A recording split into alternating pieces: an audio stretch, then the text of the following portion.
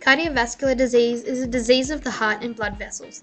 It is the leading cause of death worldwide, causing 17.3 million deaths, and this number is expected to rise. There are many risk factors associated with CVD. Some are unmodifiable, like family history, ethnicity, and age, while others are modifiable, such as smoking, hypertension, poor diet, lack of exercise, diabetes, obesity, and hyperlipidemia. Most Australians have at least one risk factor related to CVD. The modifiable risks can be treated through lifestyle modifications such as more exercise and healthier eating, as well as reducing stress. We also use antihypertensive drugs, lipid-lowering drugs, diuretics, weight loss drugs, antiplatelets, and anticoagulants to treat risk factors.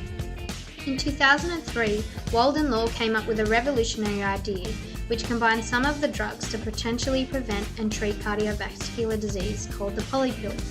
The initial idea was to include 3 blood pressure lowering drugs of different classes to reduce ischemic heart disease and stroke. It was hypothesized that a polypill can be prescribed without monitoring risk factors. Many combinations have been trialled which contain a combination of aspirin, thiazides, statins, beta blockers, and ACE inhibitors. The antihypertensive drugs in the polypill all vary in their mechanism of action. Beta blockers' mechanism of action is largely unknown, but it may include reducing cardiac output, inhibiting renin release, and reducing sympathetic activity. Calcium channel blockers block L-type calcium channels, reducing peripheral resistance and cardiac output.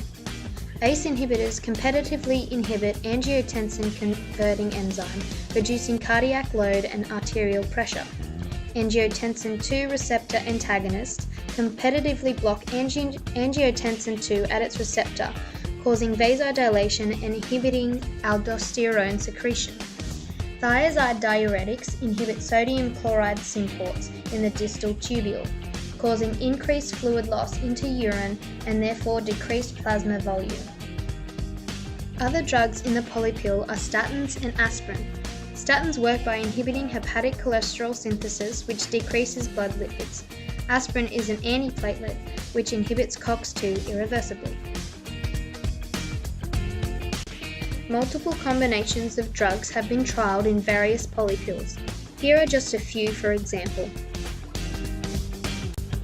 One trialled polypill was named the Polycat.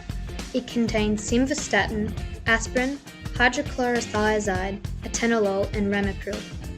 A second trial used aspirin, elamopril, atorvastatin, and hydrochlorothiazide. A third trial combined aspirin, lisinopril, simvastatin, and hydrochlorothiazide. Lastly, a fourth combination included lorcatin, hydrochlorothiazide, amlodipine, and simvastatin. As we can see, although many combinations have been made, most involve the same core classes of drugs, but may include or exclude a certain drug. There are both advantages and disadvantages associated with the polypill. The advantages are better patient compliance, the ability to treat multiple risk factors in one, reduction of the risk of ischemic heart disease and stroke, and the lower price tag. The disadvantages include a lack of evidence suggesting that the polypill will reduce CVD effects. The side effects of the combinations are not documented, and the long-term adverse effects are unknown. The drug formulations are complex, and it is difficult to predict the drug's interactions and pharmacokinetics. It may also breed a new level of laziness, allowing people to abandon a healthy lifestyle, and cause unnecessary prescribing behaviours, as it will be easier to give the polypill and potentially treat non-existent risk factors.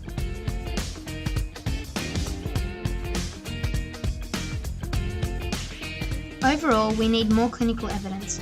Also, polypills may not be suitable for all patients. Those with extremely high risk factors or those who suffer multiple side effects may still require individualized therapy. Thus, the polypill should be considered as a complementary strategy along with lifestyle modifications rather than drug therapies.